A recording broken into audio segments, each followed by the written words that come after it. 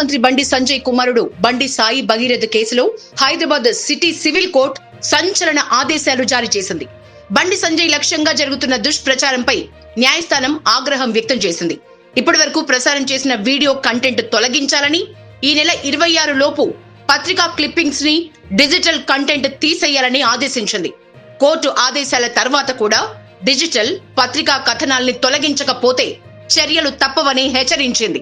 గత వారం రోజులుగా వివిధ డిజిటల్ మీడియా ఛానల్స్ కానీ, యూట్యూబ్ ఛానల్స్ కానీ, సోషల్ మీడియా ప్లాట్ఫామ్స్ అయినటువంటి Facebook, Twitter, Insta, యూట్యూబ్లలో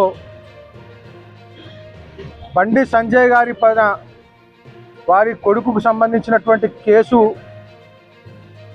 Bandi Sanjay గారికి అంటగడుతూ జరుగుతున్నటువంటి దుష్ప్రచారం పైన, లేనిపోని ఆరోపణలు, చాలా డిమీనింగ్గా, డిఫెమేటరీగా వస్తున్నటువంటి కంటెంట్స్ పైన బండి సంజయ్ గారు నిన్న సిటీ సివిల్ కోర్టుని డిఫమేషన్ సూట్ ద్వారా ఆశ్రయించడం జరిగింది. ఆ డిఫమేషన్ సూట్లో 2 పిటిషన్స్ ఫైల్ చేయడం జరిగింది ఐఏలు.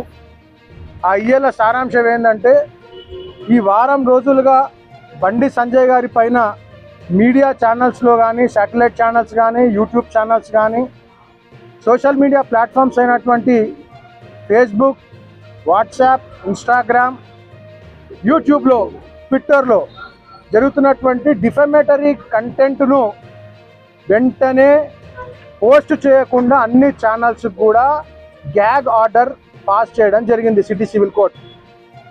రెండో అయ్యే ఏంటిదంటే, ఇప్పటి వరకు చేసినటువంటి మొత్తం కంటెంట్ మొత్తం కూడా తొలగించాల్సిందిగా సిటీ సివిల్ కోర్ట్ అన్ని ఛానల్స్కి, అన్ని మీడియా ఛానల్స్కి, అన్ని సోషల్ మీడియా ప్లాట్ఫామ్స్కి కూడా ఆదేశం జారీ చేయడం జరిగింది.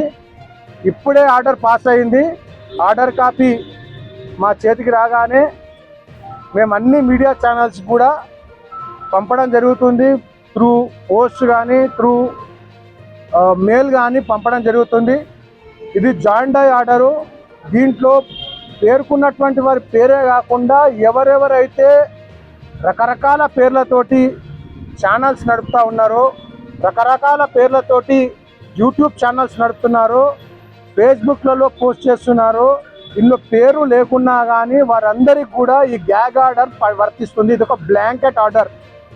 కాబట్టి ఎవరు కూడా ఈ నిమిషం నుంచి బండి సంజయ్ గారికి వారి కొడుకు పైన ఉన్నటువంటి కేసును ఆపాదిస్తూ డిఫమేటరీ కంటెంట్ను పోస్ట్ చేయడానికి వీలు లేదు.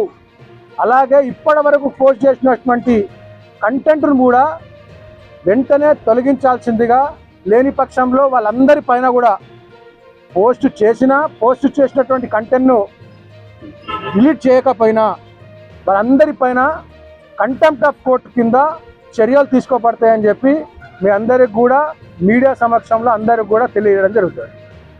ఈరోజు హైకోర్టులో విచారణ జరిగిందా? ఈరోజు హైకోర్టులో ఉన్నటువంటి పిటిషన్ ఇంకా విచారణకు రాలేదు. అది రావడానికి ఇంకొక గంట సమయం పడుతుంది.